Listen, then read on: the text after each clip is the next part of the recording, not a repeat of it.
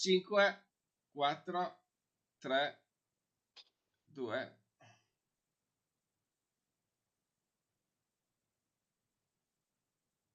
Rieccoci tornati nuovamente in diretta, ultimo confronto della settimana, ovviamente chiudiamo con Giovani al Voto l'appuntamento di ogni giovedì che ci sta già tenendo compagnia da molti mesi e continuerà a farlo, dato il grande successo che sta avendo e le tante richieste di partecipazione. Con noi abbiamo due amici di Trieste Caffè che ci vengono a trovare con molto piacere. Intanto ovviamente salutiamo il Daniele Spanghero del Movimento 5 Stelle, ovviamente Francesco è Spanghero, Luca, Francesco Spanghero, Francesco. benissimo, e ci scusiamo ancora una volta con lui perché già 2 settimane fa è venuto in diretta, abbiamo avuto un problema tecnico e praticamente sia Francesco che l'altro ospite che c'è stato, Matteo di Civica di Giuliana, dopo 4 minuti l'audio è completamente saltato. Non si sa bene per quale motivo, perché praticamente hanno fatto un quarto d'ora di scena muta quasi, ma lo recuperiamo oggi. Confronto che sarebbe dovuto essere, anche in quel caso lì è saltato all'ultimo momento, ma oggi lo recuperiamo, Daniele Bordon, del consigliere della quinta circoscrizione di Fratelli d'Italia. Bentornato Daniele. Ciao Luca, buonasera Francesco, buonasera a tutti quelli che sono collegati con noi. Allora, partiamo subito con Daniele, prima domanda. Allora, oggi è venuto fuori il comunicato dei Carabinieri, la notizia del sabato notte, ovvero ancora un episodio che ha visto protagonisti un gruppo di ragazzini giovanissimi, meglio noti anche evidentemente come Maranza, che in piazza, in piazza Perugino, nel corso della tarda serata notte, hanno praticamente girato un video musicale tra confusioni, cani che abbaiavano in maniera molto forte, scooter che facevano strani giri ovviamente e acrobazie nella piazza, accette, coltelli ed altro. Video che peraltro abbiamo pubblicato, videoclip girato, una parte che abbiamo pubblicato del fatto in esclusiva su Trieste Caffè, per possiamo vedere, vedete il video del breve girato che è stato fatto, e la domanda ovviamente è: il Maranza effettivamente è una questione insomma quanto mai attuale. La politica cosa può fare? Le nuove generazioni, quelle diciamo non Maranza, cosa possono fare per arginare questo problema? Possono in qualche maniera convertire i Maranza in persone per bene o no? Prego Daniele. Beh sì, innanzitutto grazie ancora Luca di avermi invitato. E chiaramente è un tema che purtroppo ormai la nostra città già da un paio d'anni ha iniziato a conoscere. Eravamo fino a poco tempo fa, se vogliamo chiamarla un'isola felice, ma purtroppo anche Trieste sta vivendo questi fenomeni che comunque rispetto a città come Torino, Milano, Roma, e comunque sono fenomeni fortunatamente ancora abbastanza contenuti. Chiaramente questi episodi non ci lasciano indifferenti, non devono lasciare indifferenti nessuno. Oggi appunto il Consiglio dei Ministri ha varato anche questo pomeriggio ha varato delle nuove soluzioni per affrontare questo problema. Penso per esempio alla nuova norma che impedisce la vendita dei coltelli ai minorenni, o meglio ai ragazzini sotto i 18 anni. Prima non era così, adesso ci saranno controlli molto più importanti, anche perché sappiamo che nella maggior parte dei casi questi ragazzi che vivono anche comunque in famiglie non sempre con problematiche, quindi anche in famiglie per bene, sono sempre agiscono senza all'oscurità diciamo della famiglia, quindi è un problema che riguarda tutte le fasce sociali della nostra società. Sicuramente parte tutto comunque dall'educazione, quindi la repressione arriva quando l'educazione chiaramente ha già fallito. Bisogna investire comunque sul supporto psicologico nelle scuole, su percorsi di rieducazione per i minori che commettono i primi reati, ma comunque bisogna anche sensibilizzare in maniera forte le famiglie affinché controllino di più i figli. Chiaramente la soluzione non è solo chiudere banalmente, passatemi il termine, in cella i ragazzini, ma comunque rompere il ciclo dall'emarginazione culturale, e in tanti casi comunque bisogna appunto partire dalla famiglia, che è il primo diciamo, è la prima scuola. Francesco. No, allora sicuramente partiamo da una cosa semplice, ovviamente la sicurezza è un tema estremamente sentito ed è senza ombra di dubbio un tema reale. Succedono tanti episodi nelle nostre città, nelle nostre stazioni, negli spazi pubblici e ovviamente come ha giustamente detto Daniele, Trieste non è più quell'isola felice che fino a pochi anni fa era, e comunque appunto il tema dei Maranza è una cosa che si estende a tutto il paese, non solo qui. Come è evidente però che tutta la tipologia di microcriminalità sia aumentata in questi anni, ed è proprio qui secondo me il punto politico. Cioè la sicurezza per anni è stata un tema centrale nella narrazione del governo, e sono al governo ormai da 3 anni, quasi 10 in regione, quasi 10 in comune. In Italia mancano circa 10.000 agenti, e riprenderei tra l'altro quindi le parole di Gabrielli quando parla di non utilizzare le divise come strumento di propaganda, perché mancano gli strumenti per poter fronteggiare fenomeni nuovi. I fenomeni nuovi come si vanno ad affrontare? Con i soldi, con le risorse. Quindi se tanti soldi che vengono destinati per i centri in Albania in cui non c'è nessuno, e anche se fossero a pieno regime, ovvero 3.000 persone a fronte di 65.000 arrivi nell'ultimo anno, con agenti che pattugliano il nulla, ecco, per fronteggiare questi problemi iniziamo a togliere i soldi da là e riportiamo gli agenti nelle nostre strade a fare attenzione. Quindi a livello locale invece penserei banalmente al vigile di quartiere, che tra l'altro è una proposta del Movimento 5 Stelle. Daniele. Beh, il vigile di quartiere in realtà è, non per appunto per voler smentirti per partito preso, ma è una battaglia storica del centrodestra, ancora con il secondo governo Berlusconi, quindi parliamo di diverso tempo fa, che probabilmente io e te non eravamo neanche nati. È sempre stata una proposta del centrodestra. E chiaramente sì, ci sono nuovi strumenti, penso anche al bando che è stato fatto per le videosorveglianze, le telecamere per i locali pubblici, quindi la regione e il comune hanno fatto davvero degli sforzi non indifferenti. Chiaro, tu mi dici in 3 anni che noi siamo al governo, sai, non è che la sicurezza è un problema, la sicurezza come l'immigrazione, che sono 2 temi strettamente legati tra di loro, sono 2 tematiche molto, molto importanti, che non è che puoi affrontarle chiaramente con la classica bacchetta magica. Dopo 10 anni di governi di tutti i colori, tra l'altro anche con pezzi del centrodestra, ma non con Fratelli d'Italia, sono state fatte tante scelte sbagliate, però chiaramente è una soluzione che anche diversi soggetti sulla sicurezza dovrebbero lavorare insieme. Quindi penso a un pezzo dello Stato, il governo, penso a un altro pezzo dello Stato, la magistratura, che dovrebbero fare, ecco, squadra comune su queste tematiche. Purtroppo nella maggior parte delle volte non è così, e qui non voglio proseguire oltre, perché dico solamente che chi emette sentenze per mandare fuori i picchiatori dei poliziotti dopo 2 giorni, Perfetto. ecco, penso che sia il Ok. momento che abbiano delle responsabilità anche i magistrati. Francesco, prego, hai un No, minuto in più. allora, sulla questione può essere, sarà sicuramente stata una proposta del centrodestra. Il problema non è quello che si dice, il problema è quello che si fa, come appunto sull'immigrazione e sulla sicurezza. Perché io ti voglio ricordare che per 10 anni, da quando ho memoria politica, quindi facciamo dal 2014 ad oggi, fino al 2022, quando è salita la Meloni, soprattutto Fratelli d'Italia e Lega hanno fatto una campagna sulla sicurezza e sull'immigrazione allucinante. Io ti ricordo il blocco navale, e l'unico blocco navale fatto o sostenuto o mantenuto è quello illegale di Israele. 1. 2, gli immigrati che arrivano sono uguali se non di più.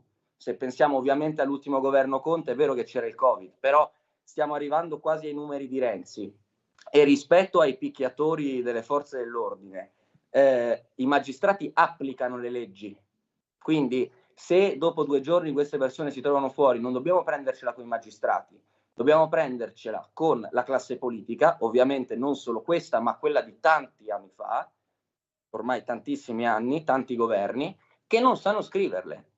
Quindi i giudici applicano le leggi e la politica a dover avere la responsabilità di scrivere leggi che siano al passo coi tempi, che siano più corrette e che siano più efficaci. Passiamo al secondo tema, siamo benissimo con i tempi, quindi passiamo a questo punto con Francesco. Parliamo evidentemente di un tema attuale anche a Trieste, in quanto insomma dovrebbero essere annunciati evidentemente a breve brevissimo, visto che siamo già al 5 di febbraio. Grandi eventi a Trieste, quanto sono importanti sia per la città, ma soprattutto per i giovani, sia per il turismo, e quanto i giovani, secondo voi, anche dalla vostra ovviamente punto di vista, dalla vostra esperienza diretta, che dei vostri amici scelgono località turistiche di villeggiatura anche per i grandi eventi, per le iniziative che propongono, quindi non solo per la città ma anche per ciò che ha da offrire dal punto di vista ludico e spettacolo. Prego Francesco. No, allora ovviamente i grandi eventi possono essere importanti perché danno lustro alla città, fanno grande pubblicità, abbiamo un grande via vai, no, di persone che vengono e che danno una vita a una città che soprattutto per i ragazzi certe volte può presentarsi spenta, no? Basta pensare alle ordinanze che durante la settimana impongono il blocco della musica alle 10:30.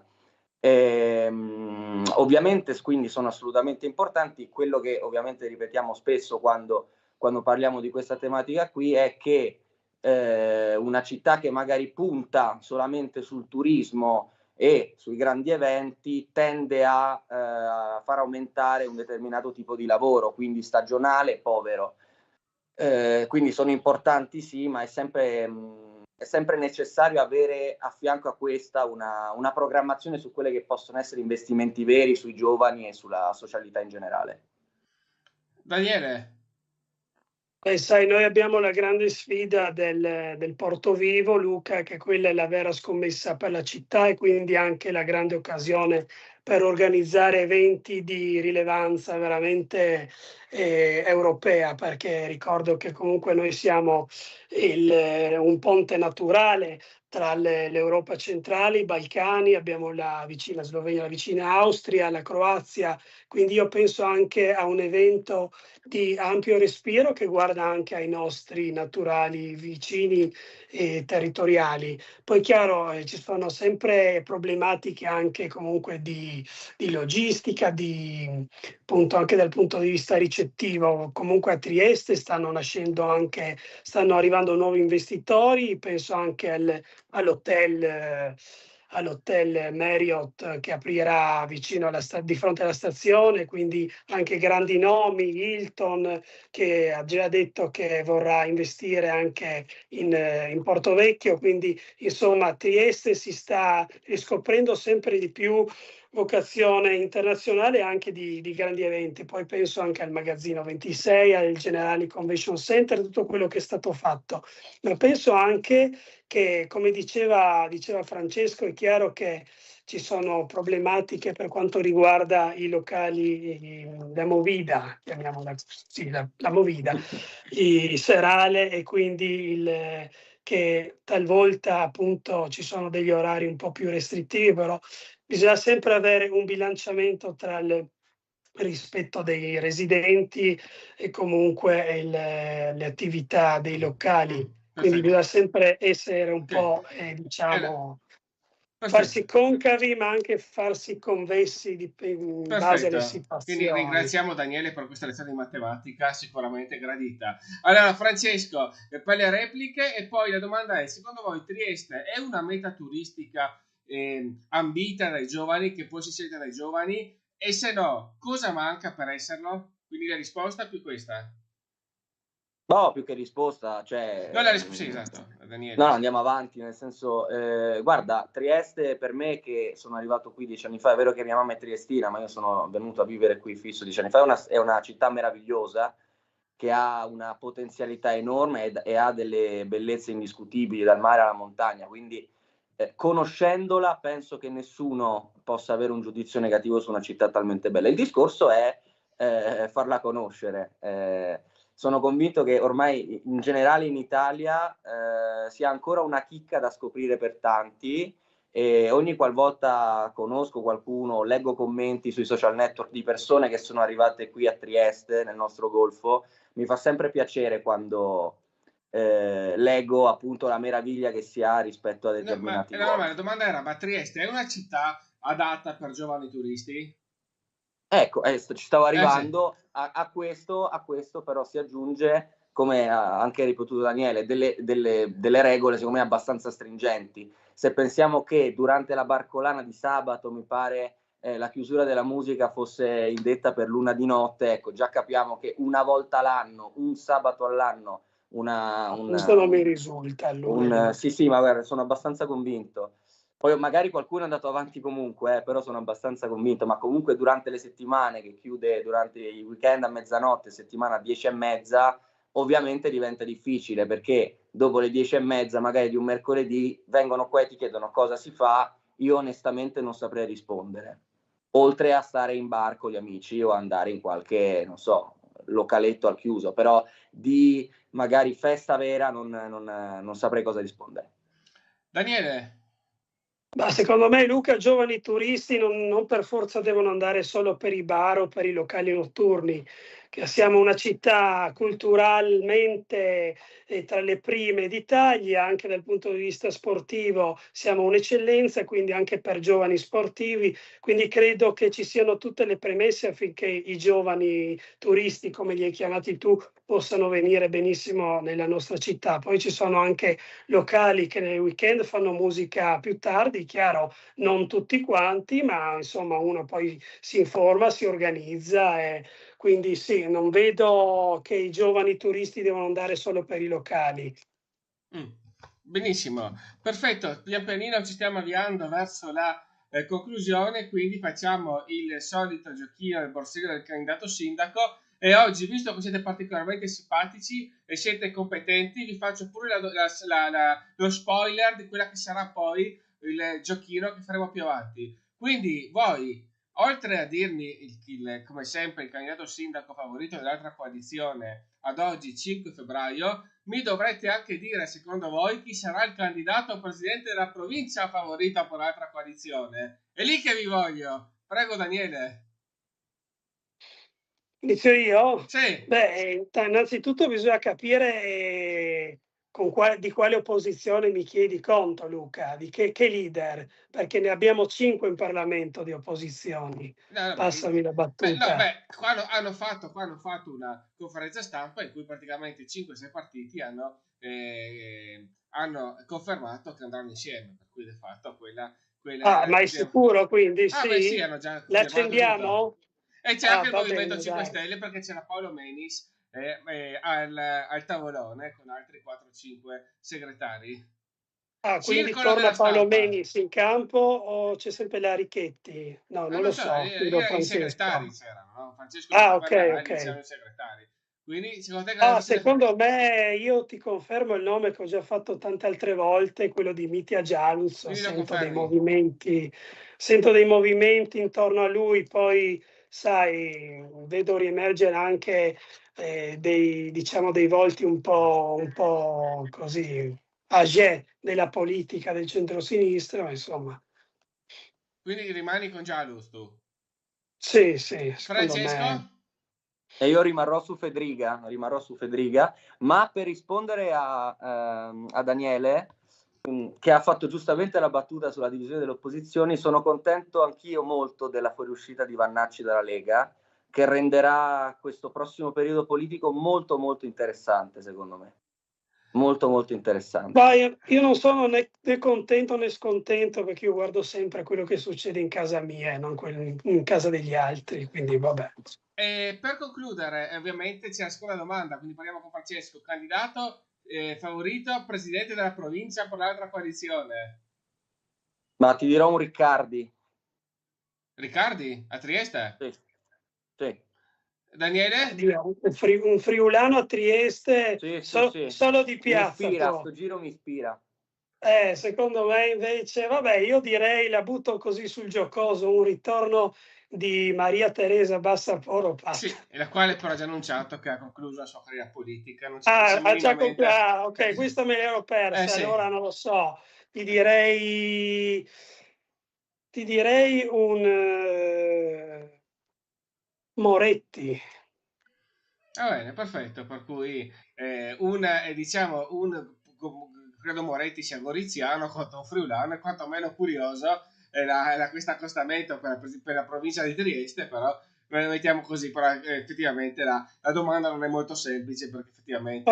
O anche Russo, perché Russo si è già candidato in comune una volta, potrebbe tentare la provincia questo giro, chi lo sa. Allora, benissimo, visto che abbiamo ancora un minuto per recuperare con Francesco, che ha parlato un po' meno, allora Francesco parla dell'iniziativa di domani pomeriggio, anzi. Grazie Luca. No, domani avremo veramente il piacere di avere qui capogruppo al Senato, capogruppo alla Camera, quindi Stefano Patuanelli e Ricciardi, l'eurodeputato Pedullà e il presidente, cioè il capodelegazione in Commissione Esteri Francesco Silvestri, un evento che si concentrerà sulla spesa militare del governo Meloni e di come vengano tagliati i soldi dei cittadini italiani per le armi. Saremo in via al Teatro dei Fabbri domani alle 6:30. Benissimo, perfetto. Grazie per essere stati con noi Francesco Spanghero, coordinatore provinciale dei Giovani del Movimento 5 Stelle, Daniele Bordon, che si è tolto la medaglia, no scherzo. Immagino, no, ce l'ho qui. E immagino ciao Luca, ciao Daniele. Immagino che il giorno dopo ovviamente smentiremo tutte le carnevalate che si diranno. No, non sono carnevalate, purtroppo per voi. Ma sì, va bene. La state facendo grossa, enorme. Importante è crederci. Enorme. Chiudiamo chiedendo a Daniele. Grazie Luca. Chiediamo a Daniele quali, come volontario delle Olimpiadi, quali discipline seguirai? Guarda, io sono al villaggio olimpico, sto seguendo i vari atleti che stanno arrivando da tutte le nazionalità, assieme a mia madre, che lei invece, essendo medico, ha l'antidoping, quindi fa i controlli ai vari atleti. E quindi è una bella esperienza, una grande opportunità. E adesso, finite le Olimpiadi, ci prepareremo anche per le Paralimpiadi, che non sono meno importanti, anzi, sono maggiormente.